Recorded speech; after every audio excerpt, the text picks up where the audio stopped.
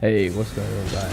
So today I'm going to be going through another video which is going to be possibly a little bit boring for some people, but it's necessary for becoming a better Rocket League player. Now what I'm talking about here is consistency. So becoming a more consistent player will help you overall. You will improve at things that you didn't think you could improve on. Now this is going to touch on a few subjects from my previous video about how to become a better Rocket League player, but overall it is slightly different because there is a slightly different goal in mind. Okay, so the first thing that I want to say about becoming a more consistent player is finding the settings that are right for you. So I'm talking about like the dead zones and sensitivities. So everyone that I know plays with slightly different settings, and those settings are a preferred preference for them. Now for me personally, I didn't actually change any of these settings for a long time after I started playing.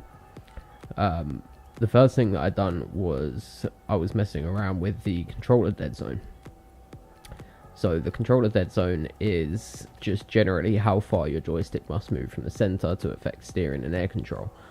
So it's pretty self-explanatory. It says it right at the bottom, but I'm going to show you the difference that this can make. So what I'm going to do first of all is I'm going to put this down as low as I'm going to put it on 0.05.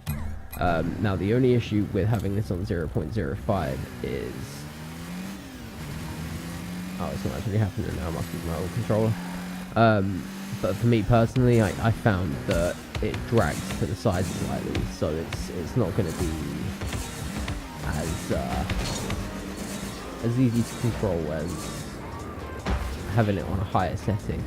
So you might feel that you turn a bit slower with the higher setting, but that's just because your analog stick isn't actually going to recognize the movement until you've moved the analog stick out a certain distance. So even if you press the analog stick all the way, it's not going to recognize it until you reach a certain point. So having it on a really low setting, you can make very minor movements with the analog stick and it will make very minor movements with the car. Now if we go to the complete opposite of this and put the dead zone up, so let's put it on 75, never played with it on 75. Now if I'm making minor movements with the analog stick exactly the same as I was before, it's not recognizing them at all. I've got to move the analog stick about 75% of the way out for it to be recognized. Now this is again a very personal preference, so I definitely recommend to mess around with this and find out what is good for you. Spend a little while in training, different types of training packs and also free play training, and you'll notice it can make a huge difference. So there, like that, I would have been able to move backwards a little bit easier if I had this on a lower setting. So usually this setting actually starts on 30. For a little while after I started playing, I moved it down to 0.28. Now the big thing is that even 0.01 can make a huge difference to how it feels for you. So I would definitely recommend to mess around with the dead zone and see what you feel comfortable on. If you feel that your car's still not quite as reactive to the analog stick as you'd like it to be, I'd definitely recommend lowering the setting. Or if you feel like you're a little bit out of control when you're making movements with the analog stick, such as during air dribbles or aerial shots or something like that, then I would definitely recommend to put it up. So the steering and aerial sensitivity work very similarly to the controller dead zone. It's just the joystick sensitivity when steering or during aerial or when you're in the air. So if you have this higher up, if you have the aerial sensitivity higher up, for example, and you pull back on your analog stick very slightly like that, so that's actually me pulling all the way back on my analog stick. If I was to do this with the aerial sensitivity on a max setting or a higher setting even, you'll notice that as soon as I'm making a very small movement with the analog stick here, and the car's just flying around without a problem. So I definitely recommend to mess around with those as well. I do believe that the aerial sensitivity starts at 1.00, just there. So maybe if you're feeling like it's not quite as sensitive in the air as you'd like it to be, definitely move that up. So that's not going to affect your air roll at all. It's just going to be when you move your analog stick whilst you're in the air. So the air roll won't go any faster or slower if you raise or lower this setting. Alright, so the next thing I wanted to talk about was training. So again, I did mention this in my previous video, but being a more consistent player would mean playing training packs that you actually find very difficult and repeating those shots over and over again. So I'm just going to give you a quick example here. So this pack, Uncomfortable Saves, I have a few friends that can't stand this pack. They say they hate it. So for me personally, I went, do you know what, if you guys don't like it, I'm going to do it. And I'm not going to lie, I did struggle at the start, but I've done this so many times now that it's pretty easy to me. And I would recommend this pack. If I could recommend any pack, I would recommend this pack for goalkeeping. It does put you in some uncomfortable situations, and it definitely helps in game to be able to clear these situations. Excuse me, sorry, I'm not very glad. Take a sip of water.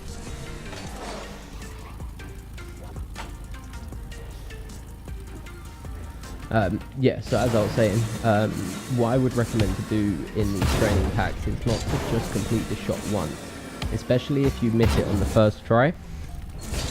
I wouldn't recommend to just do the shot once. I would recommend to do it 3 to 5 times.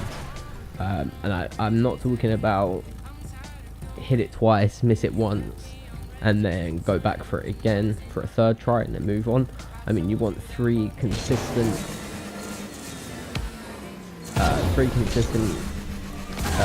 completions, let's say.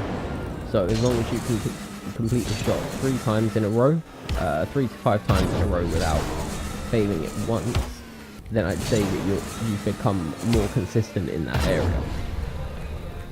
So that's a good way to test yourself. If you can't do it 3 times in a row, just keep doing it until you can, and eventually it's going to become so easy to you that you won't even remember how difficult it was. So let me show you the code for this training pack. So this is Uncomfortable Saves by Carlos Mailman. The download code is just there on the side. I'll just keep it here for a moment in case you want to pause it or jot that down, or just go straight into the game and download it. I am going to show you a few other packs with a few other shots that I think would definitely benefit you to do. So the next one is going to be, which one was it? This one. Essential clears and saves. So I have to admit the shots on this training pack aren't quite as difficult, but they do vary in ways that make it a little bit different to what you might experience in the game, but at the same time these are things that I have personally experienced in the game whilst playing online matches. So it's going to be not just making saves, but also getting decent clears as well. So again, I would recommend to do the same thing with this pack, just 3 to 5 times in a row without failing, and that's it. You've become a more consistent player. Other than that, I would recommend to try out some of the featured packs or the packs that are available to you in Browse. There are a few very good ones. Let me give you the code for this one first. So that's just there on the right hand side. Essential Clears and Saves by Vamana or Mal. But yeah, there's a few very good training packs here that I would definitely recommend, like Air Backboard Double Touches by Seebrify. The code's just there on the right if you wanted to try that. So I'll just give you a quick example of what this one's like. So again, I would recommend hitting this at least 3 times in a row without failing. Some of the shots are going to be a lot more difficult than others, so I just recommend to just keep trying. The main thing that I would definitely say helps is don't get frustrated with yourself, because there's going to be some shots that you're gonna try it 50 times in a row and you're gonna think, this is ridiculous, I'm never gonna be able to do this. But the majority of these shots are created in such a way that it's possible to do these shots. You just have to find the right way of doing it. So for example, this pack, Biddles Consistency 3, it's a very, I'm not gonna lie to you, it's a very difficult pack. There's some very difficult shots on there. And yeah, I would definitely recommend it. It's in the title of the training pack. It's the consistency training pack. So there's going to be times where you're in situations like these, and this is going to be the best way to deal with it. To deal with these situations. So you're going to want to find what works for you. Okay. I think that just about covers it. Yeah, so I'm just going to do a quick recap. Make sure you're comfortable with your settings. Try a few different things out, such as the dead zones or the sensitivities.